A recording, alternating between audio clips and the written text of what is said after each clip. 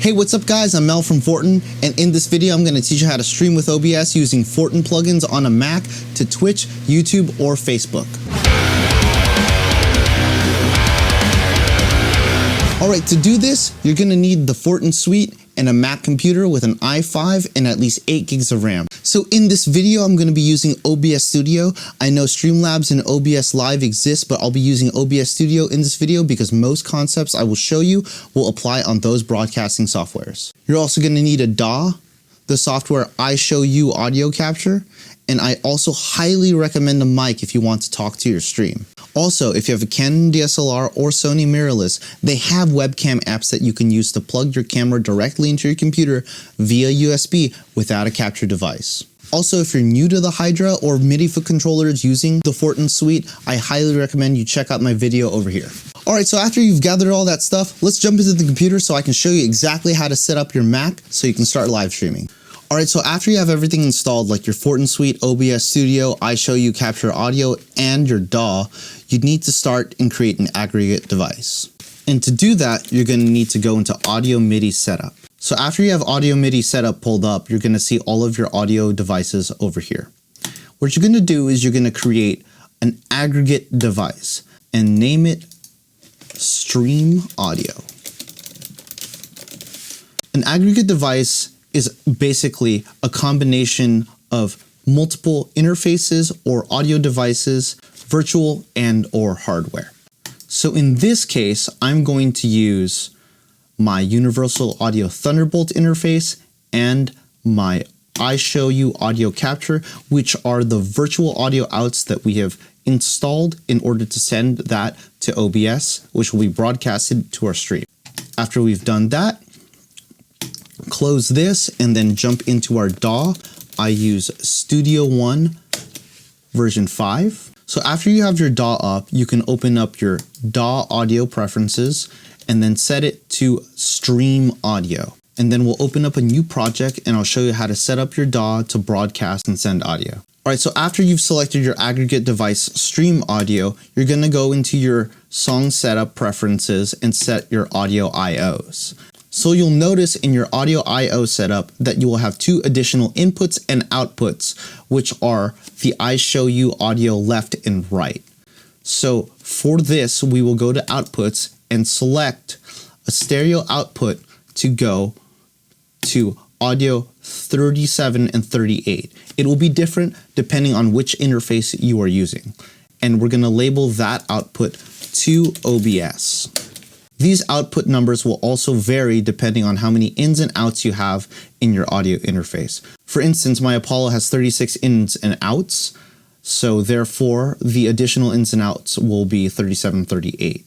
If you have a Scarlett 2i2, you are going to have an additional 2 inputs and they should be at 3 and 4. These audio inputs will vary depending on which interface you are using. Alright, so after you've set up your audio IOs, we're going to set a bus. So we're going to make a bus called the Stream Bus and hit OK.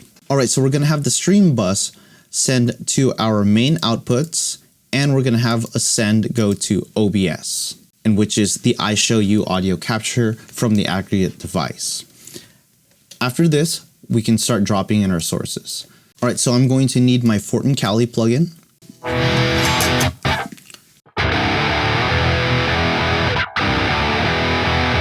I'm also going to need a microphone input, so I'm going to grab a compressor.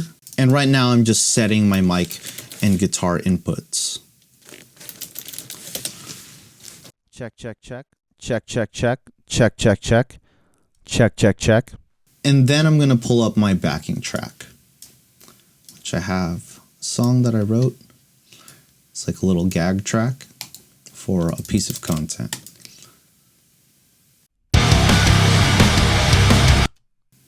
Alright, cool. So now I have all of my audio sources queued up and ready to send to OBS. Now let's open OBS. Alright, so now that I have a fresh session of OBS pulled up, I can start talking about the scenes that you're going to need for a basic stream. Most basic streams have a starting screen, to start streaming and get people hyped up and ready to watch you perform. A pause screen, a scene that you can jump to if you're having technical difficulties or need to use the restroom. A talking screen, just a basic scene of you and the chat so you can interact with the chat. And a main screen or performance screen to display your primary content. So in this video, I'm going to be focusing on showing you how to build your main screen featuring your primary content. I'm also going to give you slight insight on the other screens, but those things are going to vary depending on your channel's branding and vibe. So let's start and jump into OBS and talk about your sources. Usually if you pop into OBS in the very beginning, you're going to be greeted with a wizard. I would recommend that you just go by the step-by-step wizard in OBS the first time you open it up, and it will give you the optimum settings for your specific computer. So on your main screen, you're going to need to pull up your DAW audio through iShowU audio capture. So to do that, you're going to pull up audio input capture, and then I'm going to label that DAW audio because that's everything coming out of your DAW. And then we're going to pick up iShowU audio capture. You can already notice that the faders are jumping and my guitar is popping up on screen. All right, so next you're gonna grab your webcam or your SLR. So I'm gonna grab my camera. And for me, that's USB video too. It's already set up. I have my Sony over here on the side as well as that. So I'm gonna have that pull up on screen, just make it all big because that's the main performance screen. And then I'm going to add just a window capture, just because I want my plugin on screen.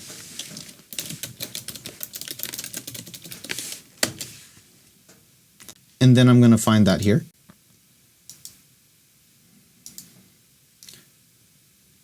And once you have everything pulled up in OBS, you can start dragging stuff around and laying stuff out how you like it. So for instance, I have a lot of negative space up here, so I'm just going to bring my plugin up top here. And after that, you should be good to go and ready to start streaming. If you pop in settings and then hit stream, you can easily go to Twitch, YouTube, or Facebook Live and then connect your accounts in order to start streaming. All right, so with that, you should be all good and ready to go, but let's jump back into the computer and let's recap real quick. All right, so first, we're supposed to jump into audio MIDI setup and build ourselves an aggregate device combining our interface and iShowU audio capture. Next, we're supposed to jump in our DAW, set our preferences to the aggregate device located here, and set ourselves an output in the DAW specifically to OBS and iShowU audio capture, and of course our mains. And then we can put all of our audio sources in our DAW to be mixed and sent to OBS.